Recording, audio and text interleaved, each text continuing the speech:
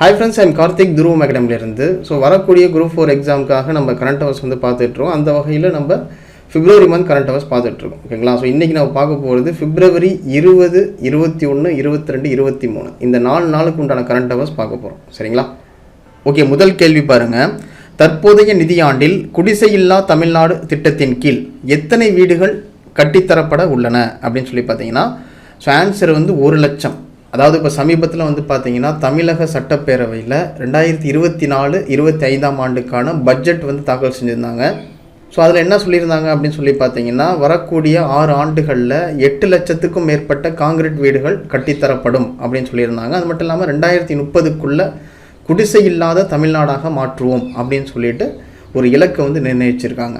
இதில் முதல் கட்டமாக பார்த்தீங்கன்னா 3.5 லட்சம் செலவில் தற்போதைய நிதியாண்டில் 1 லட்சம் வீடுகள் கட்டித்தரப்படும் அப்படின்னு சொல்லி உறுதிமொழி அளிச்சிருக்காங்க. ஓகேங்களா? தற்போதைய நிதியாண்டில் குடிசையில்லா தமிழ்நாடு திட்டத்தின் கீழ் எத்தனை வீடுகள் கட்டித்தரப்படும் அப்படின்னு சொல்லியிருக்காங்கன்னு சொல்லி பார்த்தீங்கன்னா 1 லட்சம் வீடுகள். சரிங்களா? ஓகே, அடுத்த கேள்வி பாருங்கள். தமிழ்நாட்டில் ஏழை மக்களின் வறுமையை ஒழிக்க தொடங்கப்பட உள்ள திட்டத்தின் பெயர் என்ன? ஆன்சர் பார்த்தீங்கன்னா முதலமைச்சர் தாய்மானவர் வறுமை ஒழிப்பு திட்டம். சரிங்களா? அதாவது இப்போ ரீசெண்டாக பார்த்தீங்கன்னா பிப்ரவரி 19 தமிழக சட்டப்பேரவையில் 2024-25 ஆண்டுக்கான பட்ஜெட் தாக்கல் செஞ்சுருந்தாங்க. ஓகேங்களா? அந்த பட்ஜெட்டை தாக்கல் செஞ்சவர் யார் அப்படின்னு சொல்லி பார்த்தீங்கன்னா, நம்மளுடைய நிதியமைச்சர் தங்கம் தென்னரசு அப்படின்றவங்க தாக்கல் செஞ்சுருக்காங்க. இந்த திட்டத்தின் மூலயமா என்ன பண்ண போகிறாங்க அப்படின்னு சொல்லி பார்த்தீங்கன்னா, முதலமைச்சர் தாய்மானவர் வறுமை ஒழிப்பு திட்டத்தின் கீழ் 5 லட்சம் ஏழை குடும்பங்களை கண்டறிந்து அவங்களுடைய வறுமையை போக்குவோம் அப்படின்னு சொல்லியிருக்காங்க இந்த திட்டத்தின் மூலயமா. ஓகேங்களா? கிட்டத்தட்ட 5 லட்சம் ஏழை குடும்பங்களை தேர்ந்தெடுத்து அவங்களுடைய வறுமையை போக்குவோம் அப்படின்னு சொல்லியிருக்காங்க. எந்த திட்டத்தின் மூலயமா அப்படின்னு சொல்லி பார்த்தீங்கன்னா, முதலமைச்சர் தாய்மானவர் வறுமை ஒழிப்பு திட்டம் அப்படின்ற திட்டத்தின் மூலயமா. ஓகேங்களா? தமிழ்நாட்டில் ஏழை மக்களின் வறுமையை ஒழிக்க தொடங்கப்பட உள்ள திட்டத்தின் பெயர் என்ன அப்படின்னு சொல்லி பார்த்தீங்கன்னா, முதலமைச்சர் தாய்மானவர் வறுமை ஒழிப்பு திட்டம். சரிங்களா? அடுத்த கேள்வி பாருங்க. தமிழ் புதல்வன் திட்டம் எங்கு தொடங்கப்பட உள்ளது அப்படின்னு சொல்லி பார்த்தீங்கன்னா, நம்ம தமிழ்நாட்டில் தான். இப்போ ரீசெண்டாக பார்த்தீங்கன்னா 2024-25 ஆண்டுக்கான பட்ஜெட் தாக்கல் செஞ்சாங்க. அதில் பார்த்தீங்கன்னா இந்த தமிழ் புதல்வன் திட்டம் தொடங்க போகிறதா அறிவிச்சிருக்காங்க. இதனுடைய நோக்கம் என்னன்னு சொல்லி பார்த்தீங்கன்னா, 6வதுலேருந்து 12வது வரையும் அரசு பள்ளியில் படிக்கக்கூடிய மாணவர்கள் இருக்காங்கல்ல, அவங்க உயர்கல்வி படிக்கும்போது அவங்களுக்கு மாதந்தோறும் 1000 ரூபாய் தரக்கூடிய ஒரு திட்டம் தான் பார்த்தீங்கன்னா இந்த தமிழ் புதல்வன் திட்டம் அப்படின்றது. இது 2024-25 ஆண்டு பட்ஜெட்டில் இதை தாக்கல் செஞ்சுருக்காங்க. கண்டிப்பாக வரக்கூடிய ஆண்டுகளில் இதை இம்ப்ளிமெண்ட் பண்ணிவிடுவாங்க. ஓகேங்களா? தமிழ் புதல்வன் திட்டம் எங்கு தொடங்கப்பட உள்ளது அப்படின்னு சொல்லி பார்த்தீங்கன்னா, நம்ம தமிழ்நாட்டில் தான். சரிங்களா? ஓகே, அடுத்த கேள்வி பாருங்க. விண்வெளி சார்ந்த தொழில் மற்றும் உந்து சக்தி பூங்கா எங்கு அமைக்கப்பட உள்ளது அப்படின்னு சொல்லி பார்த்தீங்கன்னா, தூத்துக்குடியில். ஓகேங்களா? தூத்துக்குடியில் இருக்கக்கூடிய குலசேகரப்பட்டினம் அப்படின்ற இடத்துல அமைக்க போகிறாங்க. இந்த பூங்காவை யார் அமைக்க போகிறாங்க அப்படின்னு சொல்லி பார்த்தீங்கன்னா, கிட்டத்தட்ட 2000 ஏக்கர் பரப்பளவில் டிட்கோ அப்படின்ற அமைப்பு இந்த பூங்காவை அமைக்க போகிறாங்க. காரணம் என்னன்னு சொல்லி பார்த்தீங்கன்னா, இஸ்ரோ இருக்குது பார்த்தீங்களா, இஸ்ரோ நம்ம தூத்துக்குடியில் ஒரு ராக்கெட் ஏவுதளத்தை அமைக்க போகிறாங்க. அதற்கு பக்கத்திலேயே இந்த விண்வெளி சார்ந்த தொழில் மற்றும் உந்து சக்தி பூங்காவை அமைச்சோம் அப்படின்னா அந்த ஏரியாலாம் டெவலப் ஆகும். ஓகேங்களா? முக்கியமாக சொல்ல போனால் தூத்துக்குடி அதை சுற்றி இருக்கக்கூடிய தென்பகுதிகள் எல்லாமே பார்த்திங்கன்னா டெவலப் ஆகும். ஓகேங்களா? அதற்காக தான் இந்த பூங்காவை கொண்டு வராங்க. ஓகேங்களா? அது மட்டும் இல்லாமல் 20 கோடி செலவில் கரூர், ஈரோடு, விருதுநகர் உள்ளிட்ட மாவட்டங்களில் கிட்டத்தட்ட 10 சிறிய ஜவுளி பூங்கா அமைக்க போகிறாங்க. அது மட்டும் இல்லாமல் ரூபாய் 695 கோடி செலவில் தஞ்சாவூர், சேலம், வேலூர், திருப்பூர், தூத்துக்குடி உள்ளிட்ட மாவட்டங்களில் பார்த்திங்கன்னா நியோ டைட்டில் பார்க் அப்படின்ற அமைப்பு கொண்டு வர போகிறாங்க. ஓகேங்களா? இதன் மூலியமாக மாணவர்களுக்கு அதிகமான வேலைவாய்ப்பு கிடைக்கும் அப்படின்னு சொல்லியிருக்காங்க. ஓகேங்களா? விண்வெளி சார்ந்த தொழில் மற்றும் உந்து சக்தி பூங்கா எங்கு அமைக்கப்பட உள்ளது அப்படின்னு சொல்லி பார்த்தீங்கன்னா, தூத்துக்குடியில். சரிங்களா? ஓகே, அடுத்த கேள்வி பாருங்கள். தமிழ்நாட்டில் முதன்மை நதிகளை புனரமைக்க தொடங்க உள்ள திட்டத்தின் பெயர் என்ன? ஆன்சர் பார்த்தீங்கன்னா பசுமை வழி பயணம் அப்படின்ற திட்டம் தான். அதாவது இப்போ ரீசெண்டாக பார்த்தீங்கன்னா 2024-25 ஆண்டுக்கான பட்ஜெட் தாக்கல் செஞ்சுருந்தாங்க. அதில் பார்த்தீங்கன்னா 2000க்கும் மேற்பட்ட புதிய மேல்நிலை நீர்த்தேக்க தொட்டிகளை நம்ம தமிழ்நாட்டில் கொண்டு வர போகிறோம் அப்படின்னு சொல்லியிருக்காங்க. ஓகேங்களா? ரூபாய் 365 கோடி செலவில் நம்ம தமிழ்நாட்டில் 2000க்கும் மேற்பட்ட புதிய மேல்நிலை நீர்த்தேக்க தொட்டிகளை கொண்டு வர போகிறோம் அப்படின்னு சொல்லியிருக்காங்க. அது மட்டும் இல்லாமல் ரூபாய் 500 கோடி செலவில் 5000க்கும் மேற்பட்ட நீர்நிலைகளை புனரமைக்கப்படும் அப்படின்னு சொல்லியிருக்காங்க. ஓகேங்களா, ஏற்கனவே இருக்கக்கூடிய நீர்நிலைகள் இருக்குது பார்த்தீங்களா, அதெல்லாம் மறுசீரமைப்பு பண்ணுறோம் அப்படின்னு சொல்லியிருக்காங்க. ஓகேங்களா, ஸோ தமிழ்நாட்டில் முதன்மை நதிகளை புனரமைக்க தொடங்க உள்ள திட்டத்தின் பெயர் என்ன அப்படின்னு சொல்லி பார்த்தீங்கன்னா பசுமை வழி பயணம் அப்படின்ற திட்டம் தான். சரிங்களா, ஓகே. அடுத்த கேள்வி பாருங்கள். இரட்டை காப்பியம் என்று அழைக்கப்படக்கூடிய சிலப்பதிகாரம், மணிமேகலை இந்த 2 நூல்களையும் நம்ம இந்தியாவில் எத்தனை மொழிகளில் மொழிபெயர்க்க போகிறாங்க அப்படின்னு சொல்லி பார்த்தீங்கன்னா கிட்டத்தட்ட 25 மொழிகளில் மொழிபெயர்க்க போகிறாங்க. அதாவது இப்போ ரீசெண்டாக வந்து பார்த்தீங்கன்னா 2024-25ஆம் ஆண்டுக்கான பட்ஜெட் வந்து தாக்கல் செஞ்சுருந்தாங்க. ஸோ அதில் வந்து பார்த்தீங்கன்னா நம்மளுடைய இரட்டை காப்பியமாக இருக்கக்கூடிய சிலப்பதிகாரம், மணிமேகலை இந்த 2 நூலையும் இந்தியாவில் இருக்கக்கூடிய 25 மொழிகளில் மொழிபெயர்க்க போகிறாங்க. ஸோ இதற்காக வந்து பார்த்தீங்கன்னா கிட்டத்தட்ட 2 கோடி வந்து செலவு பண்ண போகிறாங்க. அது மட்டும் இல்லாமல் உலகத்தில் இருக்கக்கூடிய தலை சிறந்த 100 பல்கலைக்கழகங்களில் நம்மளுடைய தமிழ் நூல்களை இடம்பெற செய்ய போகிறாங்க. ஓகேங்களா, இதற்காக 2 கோடி வந்து ஒதுக்கீடு செஞ்சுருக்காங்க. சரிங்களா, சிலப்பதிகாரம், மணிமேகலையை எத்தனை மொழிகளில் மொழிபெயர்க்கப்பட உள்ளது அப்படின்னு சொல்லி பார்த்தீங்கன்னா 25 மொழிகளில். சரிங்களா, அடுத்த கேள்வி பாருங்கள். புதுமை பெண் திட்ட விரிவாக்கத்திற்கு ஒதுக்கப்பட்டுள்ள நிதி எவ்வளவு? ஸோ ஆன்சர் வந்து பார்த்தீங்கன்னா ரூபாய் 370 கோடி. அதாவது புதுமை பெண் திட்டம் அப்படின்றது எப்போ தொடங்கினாங்க அப்படின்னு சொல்லி பார்த்தீங்கன்னா 5/9/2022 தொடங்கினாங்க. இதை தொடங்கி வச்சது வந்து யாருன்னு சொல்லி பார்த்தீங்கன்னா நம்முடைய முதல்வர் மு க ஸ்டாலின் வந்து தொடங்கி வச்சுருக்காங்க. ஸோ அரசு பள்ளியில் படிக்கக்கூடிய மாணவிகளுக்கு உதவித்தொகை வழங்கக்கூடிய ஒரு திட்டம் தான் வந்து பார்த்தீங்கன்னா இந்த புதுமை பெண் திட்டம் அப்படின்றது. ஓகேங்களா, அப்போ சமீபத்தில் 2024-25ஆம் ஆண்டுக்கான பட்ஜெட் வந்து தாக்கல் செஞ்சுருந்தாங்க. ஸோ அதில் இந்த புதுமை பெண் திட்டத்தை விரிவுபடுத்தணும் அப்படின்றதுக்காக நிதி வந்து ஒதுக்கியிருக்காங்க. ஸோ எவ்வளோ ஒதுக்கியிருக்காங்க அப்படின்னு சொல்லி பார்த்தீங்கன்னா ரூபாய் 370 கோடி வந்து ஒதுக்கியிருக்காங்க. சரிங்களா, ஸோ புதுமை பெண் திட்ட விரிவாக்கத்திற்கு ஒதுக்கப்பட்டுள்ள நிதி வந்து எவ்வளோ அப்படின்னு சொல்லி பார்த்தீங்கன்னா ரூபாய் 370 கோடி. சரிங்களா, ஓகே. அடுத்த கேள்வி பாருங்கள். முதல்வரின் காலை உணவு திட்டம் தொடங்கப்பட்ட நாள் வந்து என்னன்னு சொல்லி பார்த்தீங்கன்னா 15/9/2022. அதாவது காலை உணவு திட்டம் அப்படின்றது 1லிருந்து 5 வயது வரையிலான அரசு பள்ளி மாணவர்களுக்கு காலையில் உணவு வழங்கக்கூடிய ஒரு திட்டம் தான் வந்து பார்த்தீங்கன்னா இந்த காலை உணவு திட்டம் அப்படின்றது. ஸோ இது எப்போ தொடங்கப்பட்டது அப்படின்னு சொல்லி பார்த்தீங்கன்னா 15/9/2022. இதை யார் தொடங்கி வச்சாங்கன்னு சொல்லி பார்த்தீங்கன்னா நம்மளுடைய தமிழக முதல்வர் மு க ஸ்டாலின் வந்து தொடங்கி வச்சுருக்காங்க.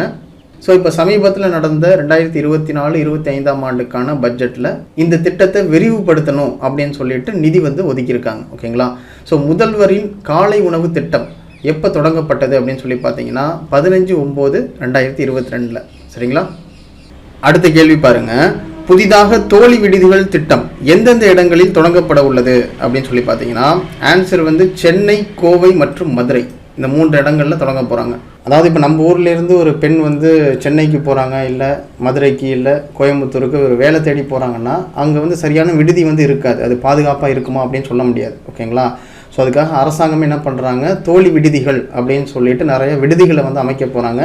முக்கியமாக முதல்ல சென்னை, கோயம்புத்தூர், மதுரை இந்த பகுதிகளில் அமைக்க போகிறாங்க. ஓகேங்களா, ஸோ அந்த இடத்துல வந்து பார்த்திங்கன்னா பெண்கள் வந்து பாதுகாப்பாக ஃபீல் பண்ணலாம். ஏன்னா 24 மணி நேரமும் வந்து பார்த்திங்கன்னா பாதுகாப்பு வசதியோடு அந்த விடுதியை வந்து அமைக்க போகிறாங்க. ஓகேங்களா, இதற்காக 26 கோடி ஒதுக்கீடு வந்து செஞ்சுருக்காங்க. ஓகேங்களா, ஸோ இந்த தோழி திட்டம் அப்படின்றது எப்போ தொடங்கப்பட்டது அப்படின்னு சொல்லி பார்த்தீங்கன்னா 27/7/2023 தொடங்கப்பட்டிருக்கு. ஓகேங்களா, ஸோ இப்போ புதிதாக தோழி விடுதிகள் திட்டம் எந்த இடங்களில் தொடங்க போகிறாங்க அப்படின்னு சொல்லி பார்த்தீங்கன்னா சென்னை, கோவை, மதுரை இந்த இடங்களில் தொடங்க போகிறாங்க. சரிங்களா, அடுத்த கேள்வி பாருங்கள். இந்தியாவில் முதல் ஒலிம்பிக் நீர் விளையாட்டு அகாடமி எங்கு தொடங்கப்பட உள்ளது அப்படின்னு சொல்லி பார்த்தீங்கன்னா நம்மளுடைய ராமநாதபுரத்தில் தொடங்க போகிறாங்க. ஓகேங்களா, தமிழ்நாடு கடல்சார் நீர் விளையாட்டு மையம் அப்படின்ற பெயரில் இந்தியாவின் முதல் ஒலிம்பிக் நீர் விளையாட்டு அகாடமி வந்து தொடங்க போகிறாங்க. ஓகேங்களா, ஸோ இந்தியாவில் முதல் ஒலிம்பிக் நீர் விளையாட்டு அகாடமி எங்கு தொடங்கப்பட உள்ளது அப்படின்னு சொல்லி பார்த்தீங்கன்னா ராமநாதபுரத்தில்.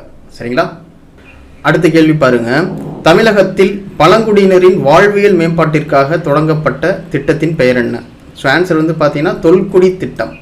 அதாவது தமிழகத்தில் இருக்கக்கூடிய பழங்குடியினர்களில் புற உலக சிந்தனையற்ற மன இறுக்கமுடையோருக்கு தொடுதிறன், செயல்முறை, பேச்சு, சிறப்பு கல்வி என அனைத்தும் ஒரே இடத்துல கிடைக்கும் வகையில் சென்னையில் வந்து பார்த்தீங்கன்னா 25 கோடி ரூபாய் செலவில் வந்து பார்த்தீங்கன்னா உயர்திறன் மையம் வந்து அமைக்க போகிறாங்க. ஓகேங்களா, ஸோ இந்த திட்டத்துக்காக கிட்டத்தட்ட 1000 கோடி ஒதுக்கீடு செஞ்சுருக்காங்க. சமீபத்தில் 2024-25ஆம் ஆண்டுக்கான பட்ஜெட் வந்து தாக்கல் செஞ்சாங்க. ஸோ அதில் வந்து பார்த்தீங்கன்னா இந்த தொல்குடி திட்டத்திற்காக ரூபாய் 1000 கோடி ஒதுக்கீடு செஞ்சுருக்காங்க. ஓகேங்களா, அதில் 25 கோடி வந்து பார்த்தீங்கன்னா உயர்திறன் மையம் வந்து அமைக்க போகிறாங்க சென்னையில். சரிங்களா, இந்த திட்டத்தின் மூலயமா.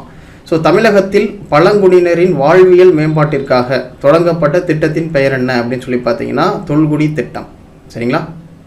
அடுத்த கேள்வி பாருங்க, கலைஞர் விளையாட்டு உபகரணங்கள் வழங்கும் திட்டம் தொடங்கப்பட்டுள்ள இடம் வந்து எது அப்படின்னு சொல்லி பார்த்தீங்கன்னா மதுரை.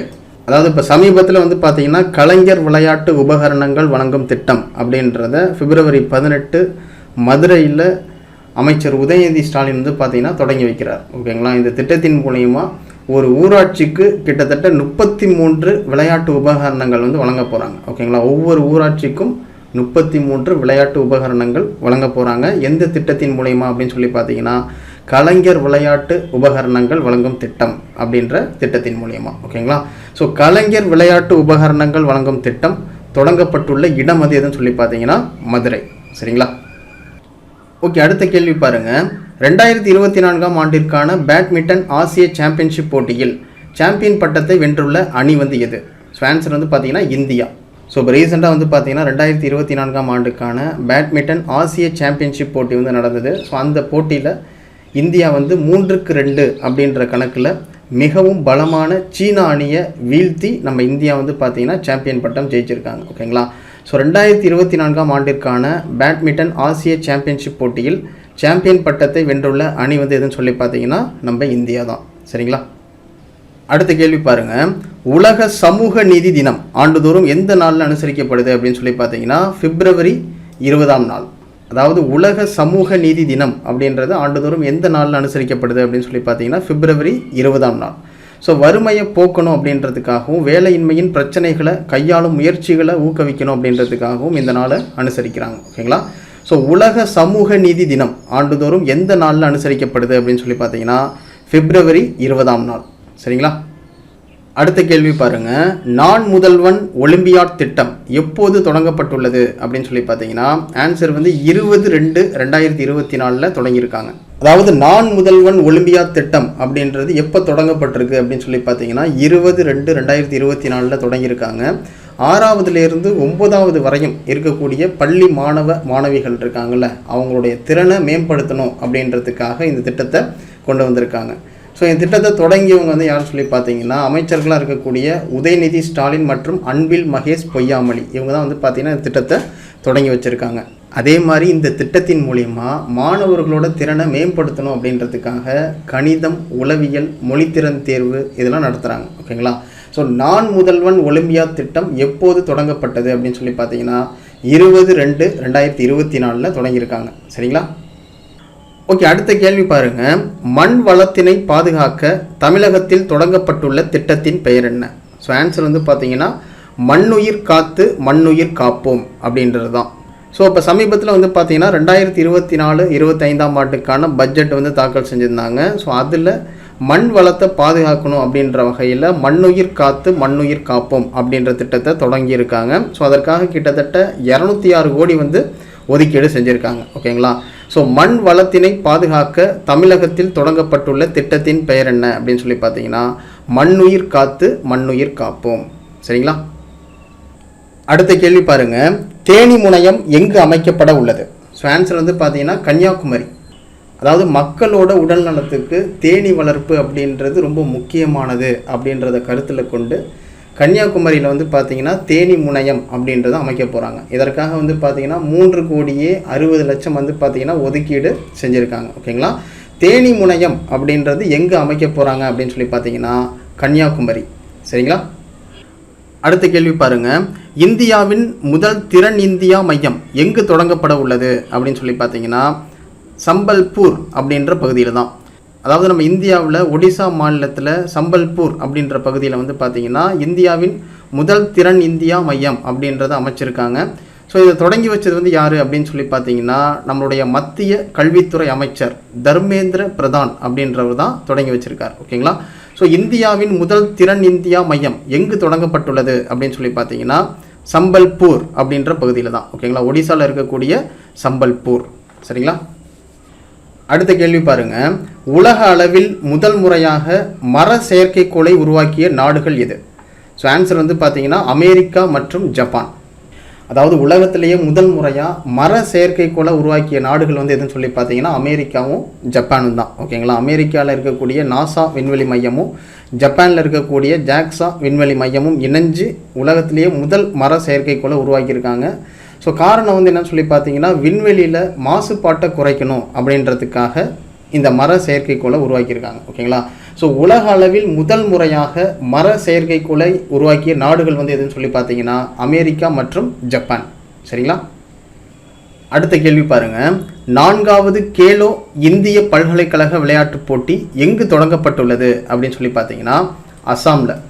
ஸோ அசாமில் இருக்கக்கூடிய கவுஹாதி அப்படின்ற பகுதியில் வந்து பார்த்திங்கன்னா 4வது கேலோ இந்திய பல்கலைக்கழக விளையாட்டுப் போட்டி வந்து தொடங்கியிருக்கு. அதே மாதிரி இந்த போட்டியோட லட்சணை வந்து பார்த்திங்கன்னா அஷ்டலட்சுமி அப்படின்றது தான். ஓகேங்களா, ஸோ 4வது கேலோ இந்திய பல்கலைக்கழக விளையாட்டுப் போட்டி எங்கு தொடங்கப்பட்டுள்ளது அப்படின்னு சொல்லி பார்த்தீங்கன்னா அசாமில் இருக்கக்கூடிய கவுஹாதி அப்படின்ற இடத்துல தொடங்கியிருக்காங்க. ஓகேங்களா, ஸோ ஆன்சர் வந்து பார்த்தீங்கன்னா அசாம். அடுத்த கேள்வி பாருங்கள். சர்வதேச தாய்மொழி தினம் ஆண்டுதோறும் எந்த நாளில் அனுசரிக்கப்படுது அப்படின்னு சொல்லி பார்த்தீங்கன்னா பிப்ரவரி 21.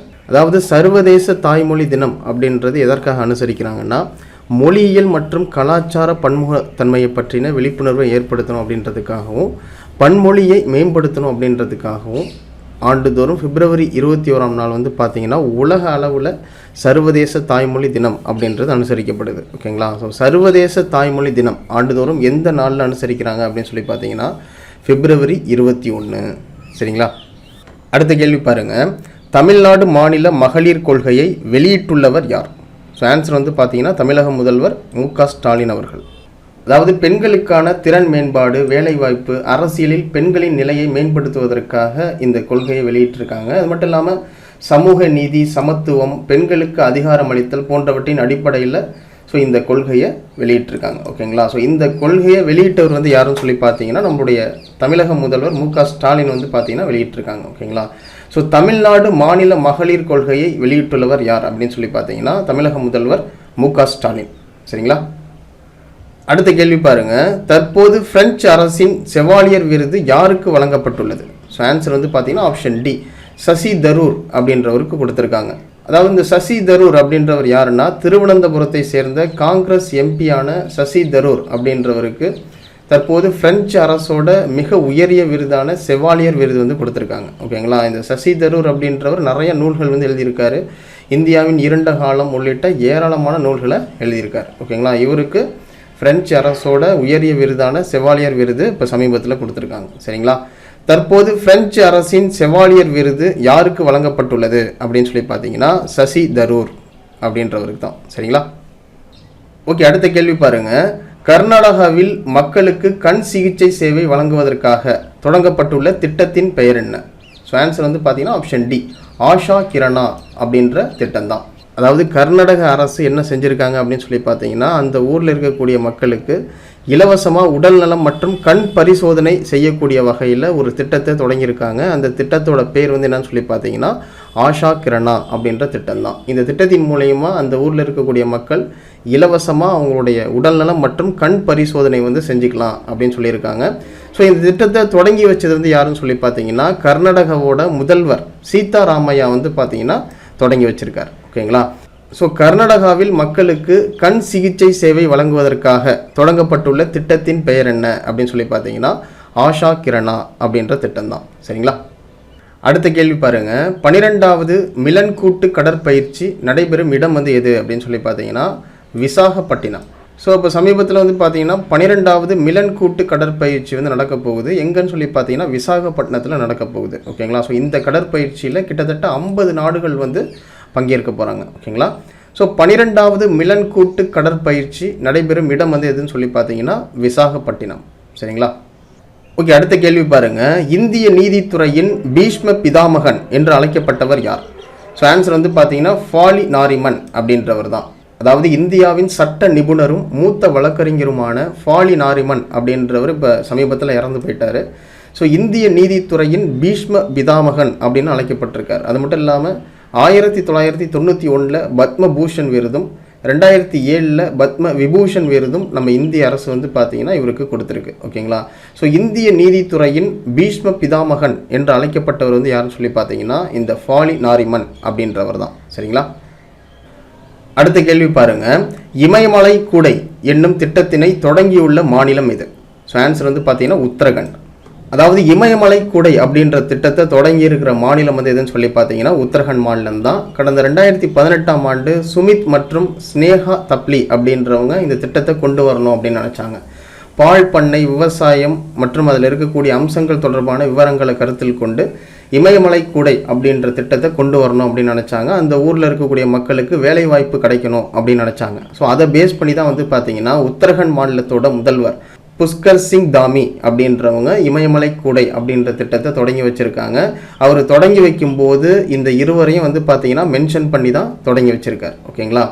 ஸோ இமயமலை கூடை அப்படின்ற திட்டத்தை தொடங்கி இருக்கிற மாநிலம் வந்து எதுன்னு சொல்லி பார்த்தீங்கன்னா உத்தரகாண்ட். அது மட்டும் இல்லாமல் முக்கியமாக நாட்டின் முதல் ஹெலிகாப்டர் ஆம்புலன்ஸ் சேவையை தொடங்கி இருக்கிற மாநிலம் வந்து எதுன்னு சொல்லி பார்த்தீங்கன்னா உத்தரகாண்ட் மாநிலம் தான். அதே மாதிரி பொது சிவில் சட்ட மசோதாவை நிறைவேற்ற உள்ள மாநிலம் வந்து எதுன்னு சொல்லி பார்த்தீங்கன்னா உத்தரகண்ட் மாநிலம் தான். ஓகேங்களா. ஸோ இதெல்லாம் உத்தரகண்டில் இருக்கக்கூடிய முக்கியமான நிகழ்வுகள் சமீபத்தில் நடந்தது. சரிங்களா.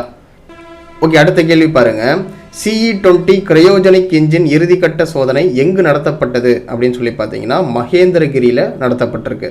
அதாவது 400 கிலோமீட்டர் தொலைவில் புவித்தாள் வட்டப்பாதைக்கு விண்வெளி வீரர்களை அனுப்பக்கூடிய திட்டம் தான் வந்து பார்த்தீங்கன்னா ககன்யான் திட்டம் அப்படின்றது. ஸோ அதற்காக வந்து பார்த்தீங்கன்னா இந்த CE-20 கிரையோஜெனிக் இன்ஜின் அப்படின்றத தயார் செஞ்சுட்டு வராங்க. அதனுடைய இறுதிக்கட்ட சோதனை வந்து பார்த்தீங்கன்னா இப்போ சமீபத்தில் திருநெல்வேலியில் இருக்கக்கூடிய மகேந்திரகிரி அப்படின்ற பகுதியில் நடந்திருக்கு. ஓகேங்களா. CE-20 கிரையோஜெனிக் இன்ஜின் இறுதிக்கட்ட சோதனை எங்கு நடத்தப்பட்டது அப்படின்னு சொல்லி பார்த்தீங்கன்னா மகேந்திரகிரியில். சரிங்களா.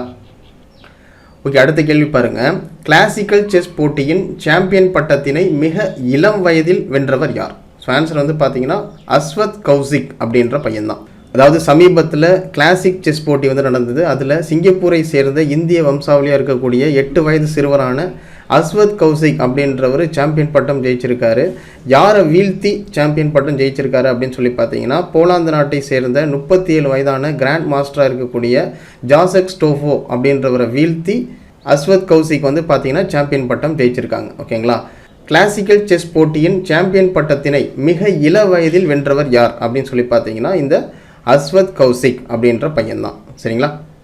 அடுத்த கேள்வி பாருங்க, உலக சிந்தனை தினம் ஆண்டுதோறும் எந்த நாளில் அனுசரிக்கப்படுது அப்படின்னு சொல்லி பார்த்தீங்கன்னா பிப்ரவரி 22ஆம் நாள். அதாவது அனைத்து பெண் வழிகாட்டிகள் மற்றும் பெண் சாரணர்களால் கொண்டாடப்படும் ஒரு நிகழ்வு தான் வந்து பார்த்தீங்கன்னா உலக சிந்தனை தினம் அப்படின்றது. அது மட்டும் இல்லாமல் உலகத்தில் இருக்கக்கூடிய சாரணர் மற்றும் வழிகாட்டி அமைப்புகளும் வந்து பார்த்தீங்கன்னா இந்த உலக சிந்தனை தினத்தை அனுசரிக்கிறாங்க. ஓகேங்களா. ஸோ உலக சிந்தனை தினம் ஆண்டுதோறும் எந்த நாளில் அனுசரிக்கப்படுது அப்படின்னு சொல்லி பார்த்தீங்கன்னா பிப்ரவரி 22ஆம் நாள். சரிங்களா. ஓகே, அடுத்த கேள்வி பாருங்கள், உலக சாரணர் தினம் ஆண்டுதோறும் எந்த நாளில் அனுசரிக்கப்படுது அப்படின்னு சொல்லி பார்த்தீங்கன்னா பிப்ரவரி 22ஆம் நாள். அதாவது சாரணர் அப்படின்ற இயக்கம் உருவாகிறதுக்கு காரணமாக இருந்தவர் தான் வந்து பார்த்தீங்கன்னா இந்த ராபர்ட் பேடன் பவல் அப்படின்றவர். ஸோ அவருடைய பிறந்த நாளை நினைவூட்டும் வகையில் தான் வந்து பார்த்தீங்கன்னா உலக சாரணர் தினம் அப்படின்றத அனுசரிக்கிறாங்க.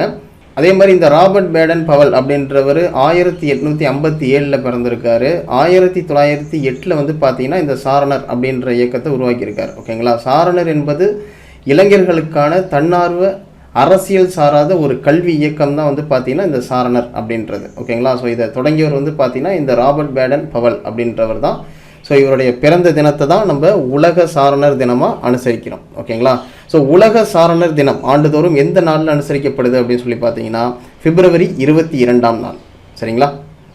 ஓகே, அடுத்த கேள்வி பாருங்கள், உலக அமைதி மற்றும் புரிதல் தினம் ஆண்டுதோறும் எந்த நாளில் அனுசரிக்கப்படுது அப்படின்னு சொல்லி பார்த்தீங்கன்னா பிப்ரவரி 23ஆம் நாள். அதாவது உலக அமைதி மற்றும் புரிதல் தினம் அப்படின்றது ஆண்டுதோறும் எந்த நாளில் அனுசரிக்கிறாங்க அப்படின்னு சொல்லி பார்த்தீங்கன்னா பிப்ரவரி 23ஆம் நாள் வந்து அனுசரிக்கிறாங்க.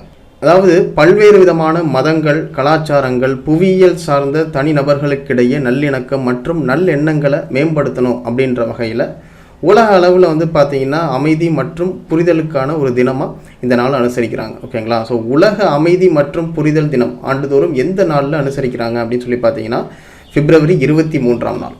சரிங்களா. ஓகே ஃப்ரெண்ட்ஸ், இதோட இன்றைக்கு உண்டான கரண்ட் அவர்ஸ் வந்து கம்ப்ளீட் ஆகுது. ஸோ இன்றைக்கி பார்த்த கரண்ட் அவர்ஸை ஒரு டெஸ்ட் மாதிரி எழுதி பார்க்கணும் அப்படின்னு நினச்சிங்கன்னா டிஸ்பிளேல தெரிகிற வாட்ஸ்அப் நம்பருக்கு மெசேஜ் பண்ணுங்கள். ஸோ இன்றைக்கு உண்டான டெஸ்ட் வந்து நம்ம கண்டக்ட் பண்ணுவோம். ஓகேங்களா? அதே மாதிரி இந்த வீடியோ பதிவு எப்படி இருந்தது அப்படின்றத கண்டிப்பாக கமெண்ட் பாக்ஸில் மென்ஷன் பண்ணுங்கள். ஓகேங்களா? Okay, thank you. துருவம் அகாடமிலேருந்து கார்த்திக்.